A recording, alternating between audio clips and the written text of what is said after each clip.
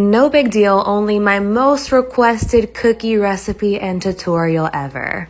Let me just say, for those of you asking for this cookie recipe for probably at least 2 years, I have just refused to make a peach cobbler cookie until I could do it perfectly. With that being said, just know that this cookie right here was made with a crazy amount of love and attention to detail. But for those of you with working eyeballs, you just saw that cookie, so I think you already know. Let's get right into this tutorial. Start off by slicing up your ripe peaches. Then in a medium saucepan, combine your peaches, sugar, lemon juice, cinnamon, and nutmeg. And in a smaller bowl, combine your cornstarch and water and make your cornstarch slurry. Then over medium, cook your peaches about 5 to 7 minutes until bubbly. Then stir in your cornstarch slurry and cook another few minutes. Remove that pan from the heat and stir in your vanilla. Transfer your beautiful peaches into a container to cool while you make the rest of your recipe. When the container reaches room temp, you can also pop those in the fridge to cool a little bit more if you would like. Now we're gonna make our super easy cinnamon crumble topping. In a bowl, whisk together your flour, sugar, cinnamon, and salt.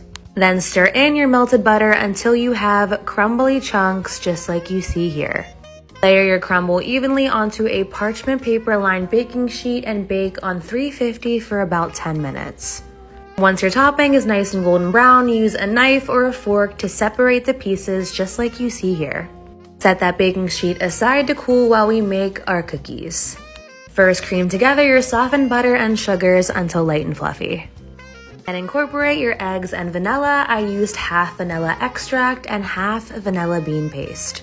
Once your wet ingredients are nice and smooth and evenly incorporated, you can fold in your dry ingredients.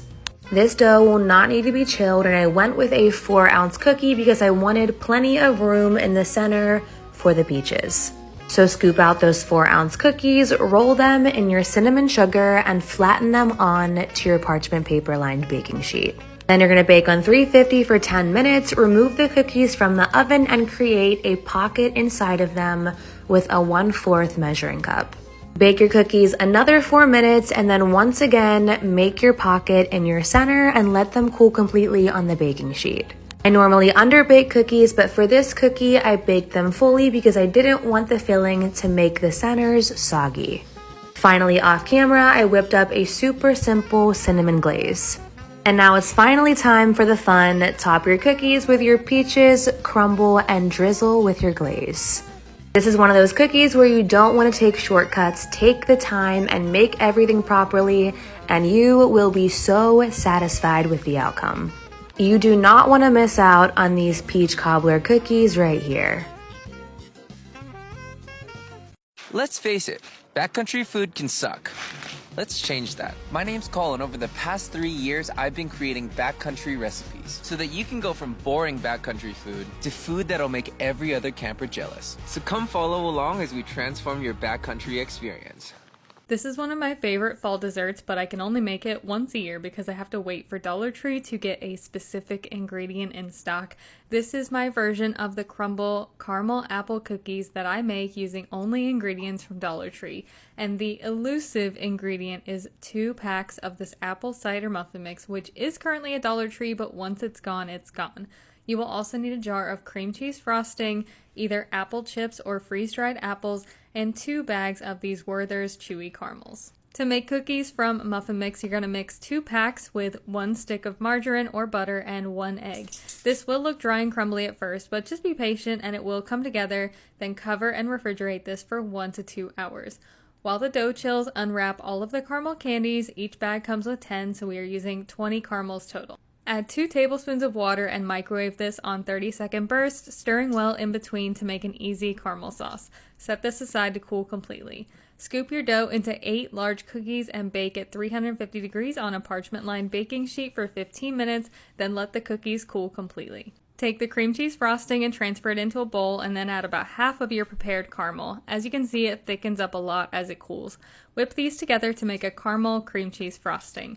Frost your cookies with the caramel cream cheese frosting, top with crushed apple chips or freeze-dried apples, and then finish it off by drizzling the remainder of the caramel sauce on top, which you might need to warm up slightly just to make it pourable. And that is it. Now you have beautiful caramel apple cookies that are perfect to share with your family, friends, or coworkers.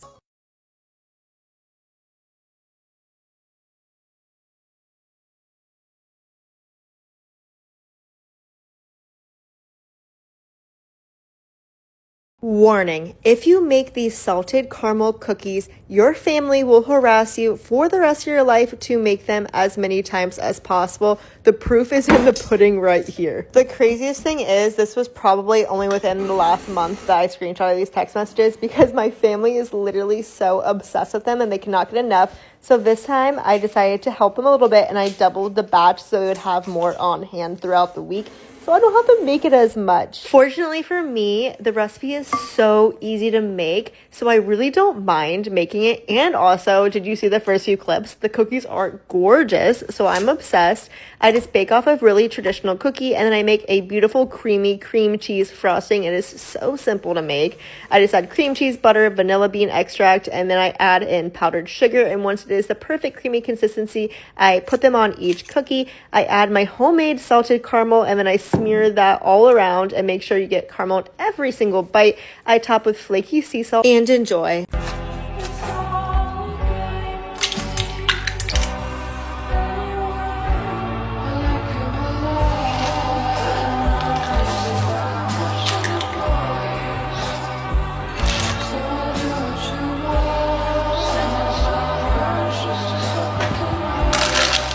Today I'm bringing you a bonus cookie in my crumble inspired series.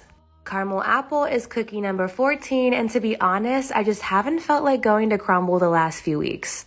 So I'm breaking my rules and recreating a cookie I've actually never tried, but I can't imagine this cookie being any better than the one I made at home. We're going to start this recipe off by combining all of our ingredients for our cinnamon crumble, sprinkling it on a non-stick baking sheet or on parchment paper, and baking on 350 for 5 minutes. When it's fresh out of the oven, crumble it up and mix it around a little bit more and let it cool completely on the baking sheet. Then combine all of the wet ingredients for our apple-infused cookie base.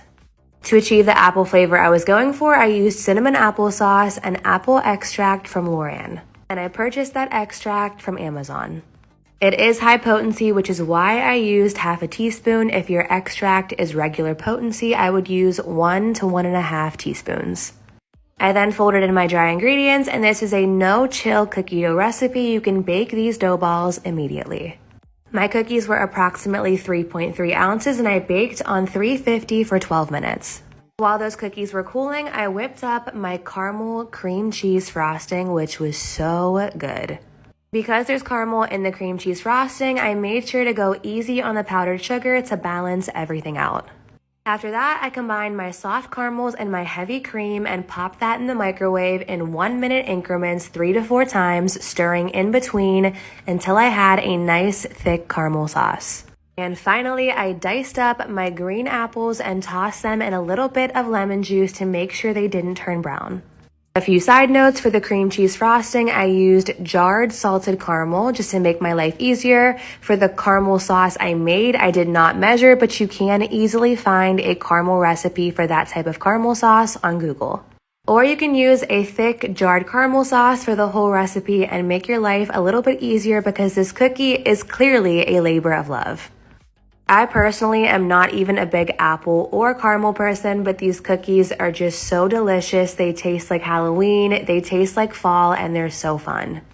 So they are super worth every step in my opinion. If you make these cookies, please shoot me a comment and let me know how much you love them because you will love them.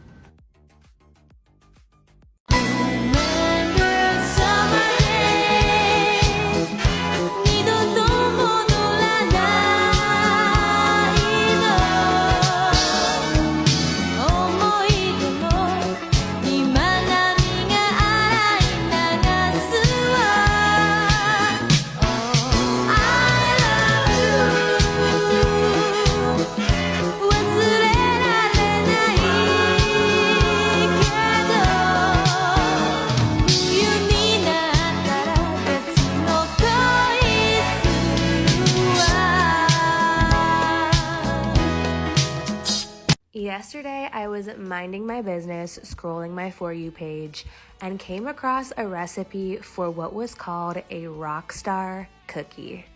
This is a Cooking with Carly recipe, and she clearly already snapped and did her thing on this cookie, but I knew I had to adapt it and make it the third cookie in my series dedicated to my dad. First and foremost, the name got me. Because yes, even though food was one of my dad and I's favorite love languages, music was definitely our number one. Specifically, rock music. Now I humbly consider myself to have a really great taste in music, but it would be nothing today without the influence of my father. He is the reason I love the Stones, the Beatles, Jimi Hendrix, Genesis, U2, Guns N' Roses, AC/DC, Lynyrd Skynyrd. I could go on forever. He's the reason why Dark Side of the Moon was the first vinyl I bought when I got a record player. Why I had literally 24 hours to myself in London, and the only thing I cared about getting done was going to see where Comfortably Numb was recorded. And why I fully grasp how monumental the impact a band like Led Zeppelin had on the world. Speaking of Zeppelin, Whole Lotta Love was his ringtone, so now I can't listen to that or Stairway to Heaven or Thank You without bawling like a baby. Thanks, Dad, you dick. Super hilarious side note, up until 2022, I 100% believed that me and my dad had went to Led Zeppelin's farewell tour. I am 29, so that is physically impossible. It ended up being a really, really great cover band that toured for many years and was beloved among Zeppelin fans across the country. So yeah, anyway, props to my dad for the amazing musical influence in my life. And it wasn't just rock, it was oldies, it was jazz, it was Motown. He loved Motown. So of course I do as well, and it really just hit me. This man is not gone. He will be living through me until the end. These also remind me of him because there's a little bit of everything in them, and there was a little bit of everything in him.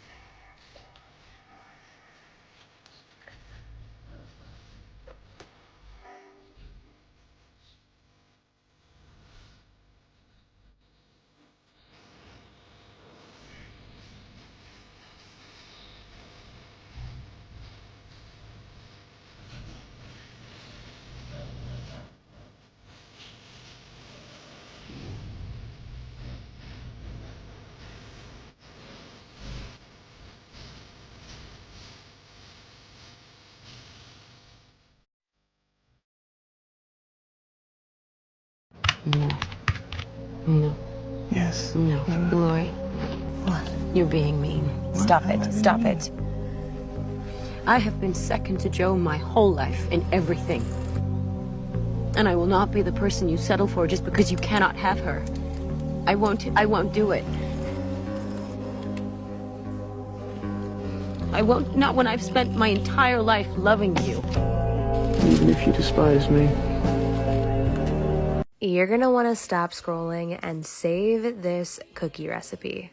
These are the easiest, most delicious cookies and cream cookies you will ever make. And these are massive. Who doesn't love a giant cookie? Although if you want to make them smaller, you absolutely can as well. You're going to start off by creaming your cold butter and sugars. You do not need a stand mixer, but creaming cold butter is just easier with one, so if you have it, use it. Once your butter and sugars are light and fluffy, mix in your eggs, egg yolks, and vanilla. Then start slowly mixing in your dry ingredients. You should whisk these together first before adding them into your mixing bowl. I was just behind on time, so I was rushing. But clearly they will turn out just fine if you don't mix the dry together first, so no worries if you forget. Once your dough just starts coming together, you can begin to add your mix-ins in. The mix-ins do not specifically have to match mine, just make sure you're using 2 cups of a white chocolate and 2 cups of Oreo. I used pieces of large Oreos, mini Oreos, Hershey's cookies and cream bars, and white chocolate chips. And then I made 12 equal-sized cookie dough balls with a whole Oreo inside of them. I'm sorry that I don't have ounces for you guys. My scale will be fixed soon. I then added more Oreo pieces on top and baked on 400 degrees Fahrenheit for 12 minutes. Yes, 400 degrees. I know it sounds super hot, but these were super large cookie dough balls that I wanted nice and brown on the outside and gooey on the inside, so 400 is the standard temp for that type of cookie. And they turned out exactly as I wanted them to, soft and gooey on the inside and absolutely addicting.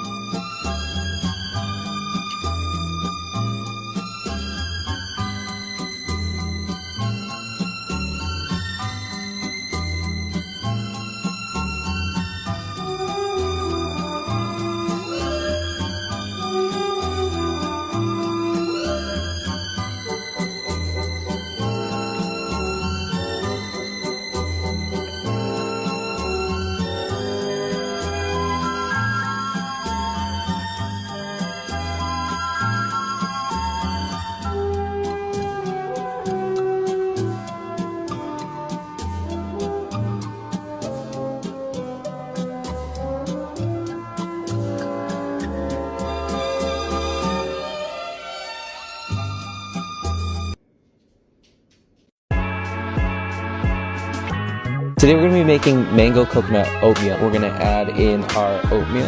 The whole packet works. Add our dried mangoes.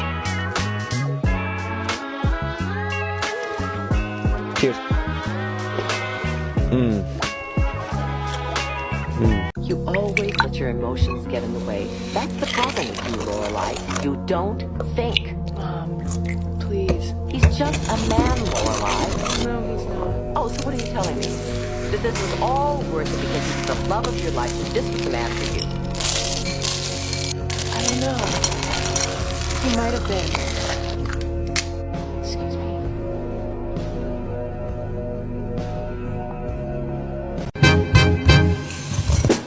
Can I call you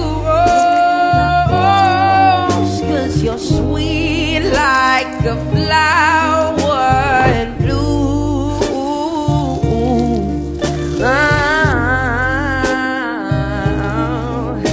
Can I call you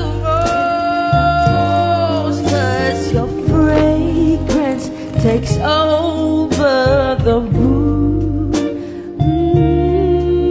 You always let your emotions get in the way. That's the problem with you, Lorelai. You don't think. Mom, please. He's just a man, Lorelai. No, he's not. Oh, so what are you telling me? That this was all worth it because he was the love of your life, that this was the man for you? I don't know. He might have been. Excuse me.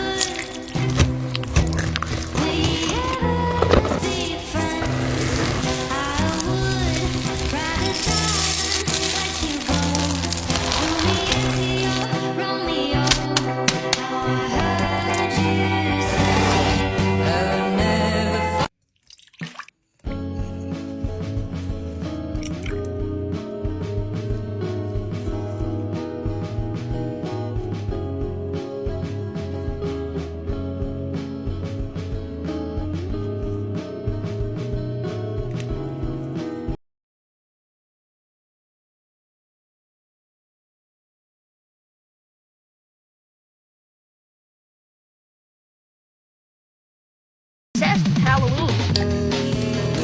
Halloween is cool.